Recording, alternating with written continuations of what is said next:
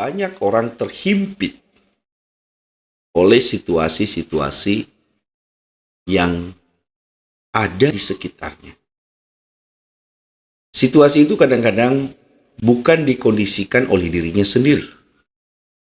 Bisa saja dikondisikan oleh situasi atau keadaan orang lain, tetapi dia menjadi terhimpit, menjadi sempit geraknya, dan dia tidak mampu lagi melakukan keputusan yang bebas, kecuali ikut atau manut atau ikut arus.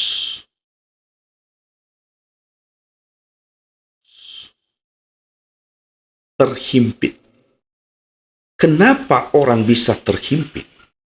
Ada beberapa hal yang membuat orang terhimpit oleh situasinya karena dia tidak mampu mengendalikannya dengan baik.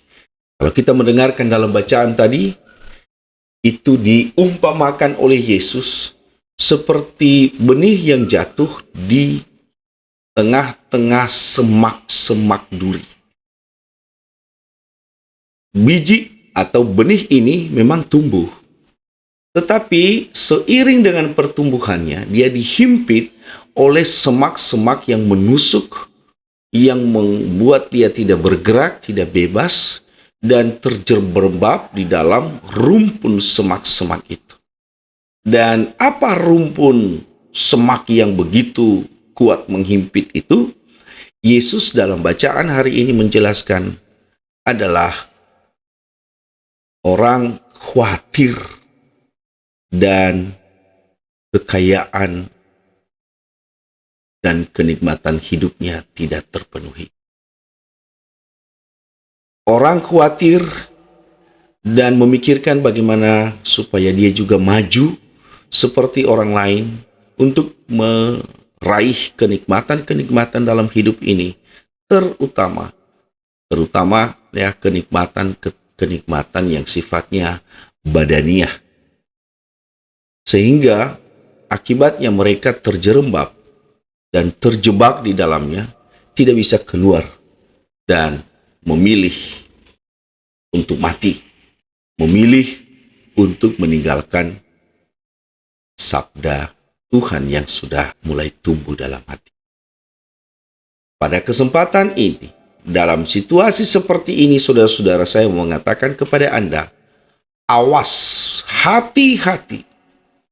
Segala sesuatu yang telah kita lakukan untuk bertumbuh, untuk berkembang, dan setia kepada sabda Tuhan, berapapun lama sudah kita lewati masanya, tetapi ketika kita mulai mengkhawatirkan sesuatu, ketika mulai terjerembab dan tidak mampu lagi mengendalikan kekhawatiran kita, dan tidak mampu lagi godaan untuk kenikmatan-kenikmatan dalam hidup kita, apalagi pada zaman seperti sekarang ini, di situ kita bisa akan jatuh, dan bukan hanya jatuh, kita akan bisa saja lepas dari sabda itu. Hilangnya ketekunan dan kesetiaan. Inilah yang dimaksud oleh Yesus adalah biji yang jatuh di tengah-tengah semak duri. Terhimpit oleh kekhawatiran dan terhimpit oleh godaan dan keinginan untuk mendapatkan kenikmatan-kenikmatan dan duniawi dan memiliki kekayaan yang besar. Teringat akan hal ini, banyak sekali kisah di dunia ini, bahkan mungkin di sekitar kita menemukan dulunya orang baik-baik, dulunya rajin ke gereja, dulunya sigap dalam pelayanan dan apapun kegiatan di dalam hidup menggerejanya. Imannya pun semakin lama semakin bertumbuh. Tetapi ketika mulai berbicara tentang kekayaan, tergoda bagaimana supaya mudah, bagaimana supaya cepat, bagaimana supaya lebih besar kekayaan yang dimilikinya. Mulai tergoda dengan judi misalnya. Tergoda dengan judi, lama-lama judi menguasai hidupnya, dan Tuhan atau kesetiaannya kepada Tuhan memudar dan dia kehilangan arah. Ada orang yang begitu setia, begitu sederhananya dulu Dan dalam kesederhanaannya itu, Tuhan menjadi penting dalam hidupnya. Buah sabda itu telah dia nikmati, sudah mulai bertumbuh, sudah mulai berkembang. Tetapi ketika mulai tergoda dengan kenikmatan-kenikmatan badaniah, itu sudah mulai jauh dari Tuhan. Kesederhanaan, keugahariannya, dan menerima situasi itu sudah mulai hilang. Karena hati seolah-olah ingin mengejar kenikmatan. Dan setiap kali dia mereguk kenikmatan duniawi, dia haus dan haus dan haus lagi. Sampai dia tidak pernah berhenti. Ini menurut saya yang menjadi penyakit pada zaman ini. Pada situasi saat ini. Siapa orang tidak ingin kaya? Siapa orang tidak ingin menambah kendaraan? Siapa orang yang tidak ingin jalan-jalan? Bahkan kalau perlu liburan ke luar negeri dengan enak, dengan nikmat, dengan refreshing dan segala macam. Tetapi untuk mendapatkan itu seringkali lupa soal kesetiaan dan kesederhanaan di hadapan Tuhan. Yang menjadi patokan adalah mengejar kenikmatan dan kekayaan itu.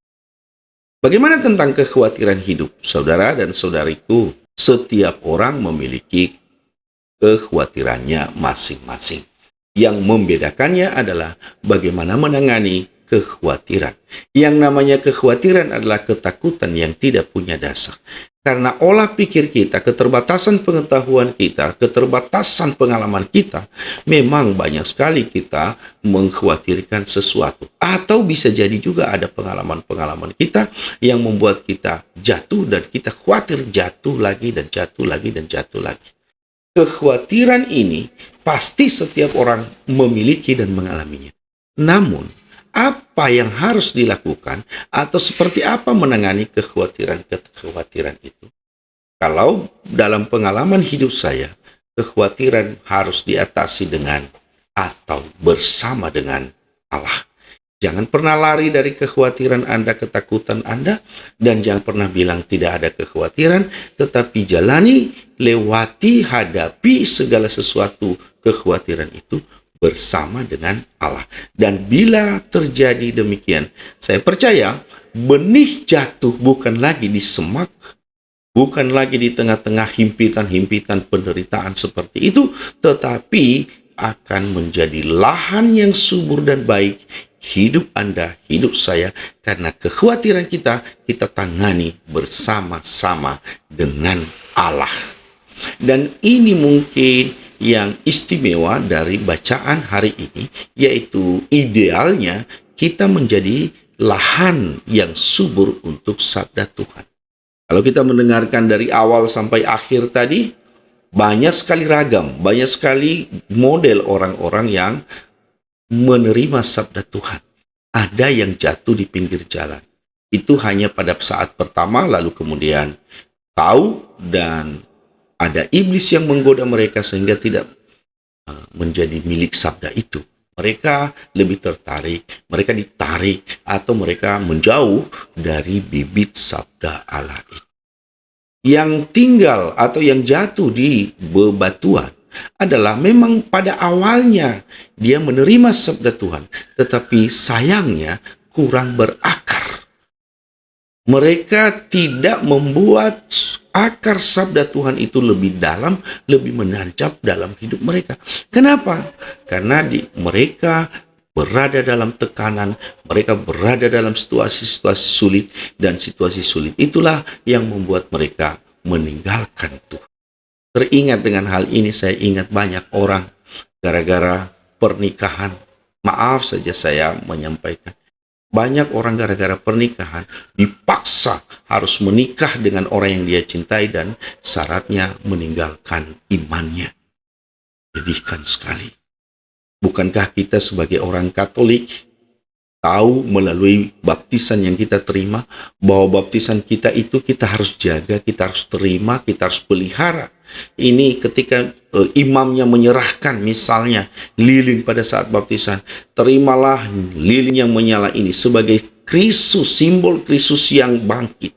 dan sambutlah dia sampai kedatangannya kembali.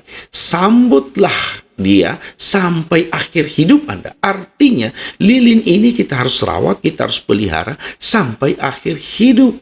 Tetapi kenyataan karena tekanan-tekanan politik, tekanan-tekanan situasi, tekanan-tekanan pekerjaan, tekanan-tekanan budaya, dan lain sebagainya, Anda atau ada saudara-saudara kita yang rela mematikan, memadamkan lilinnya hanya demi pernikahan, hanya demi pekerjaan, hanya demi keuntungan, dan lain sebagainya. Sayang sekali. Sedih sekali kita mendengarnya. Karena bibit sabda Allah jatuh di tengah-tengah bebatuan yang tidak punya akar. Orang tidak yakin, orang tidak mampu bertahan dalam penderitaan, tetap setia kepada Kristus. Dan di bagian terakhir saya mau mengajak saudara-saudari, jadilah tanah yang subur bagi sabda Allah. Jadilah tanah yang memungkinkan sabda Allah itu tumbuh. Kalau Anda harus merubah karakter Anda, berjuanglah. Kalau Anda harus merubah kebiasaan-kebiasaan buruk Anda, ubahlah. Karena itu salah satu cara untuk merebut hati orang-orang yang sudah ada di dalamnya sabda Allah, supaya dia tetap bertahan, supaya dia tetap tekun. Bahkan mungkin saat ini Anda berada di suatu tempat, di suatu pekerjaan yang membuat Anda kehilangan iman, kehilangan pegangan, atau tekanan-tekanan begitu besar. Yang pertama saya katakan, doakanlah mereka. Dan kedua saya mengatakan, bila ada kesempatan, keluarlah dari situasi itu. Selamatkan nyawa Anda, bukan hanya menyelamatkan pekerjaan Anda. Saya ingatkan sekali lagi, selamatkan nyawa Anda, selamatkan lilin yang Anda terima ketika Anda dibaptis, sampai Anda menutup mata, daripada Anda hanya menyelamatkan pekerjaan Anda, atau hanya menyelamatkan pasang atau pacar Anda, perkawinan yang akan Anda buat karena beda agama dan beda iman dan lain sebagainya, Anda meninggalkan Kristus. Nyalakanlah kembali lilin itu, dan biarlah Anda bawa sampai kedatangannya kembali. Dengan demikian, Anda menjadi lahan yang subur bagi sabda Allah. Sekali lagi, Yesus berkata, siapa yang mendengar, hendaklah dia mendengar. Siapa yang punya telinga, dengarkanlah. Dengarkanlah pesan Allah kepada Anda hari ini. Semoga Tuhan memberkati kita semua. Amin. Dalam nama Bapa dan Putra dan Roh Kudus. Amin. Salam. Tuhan memberkati.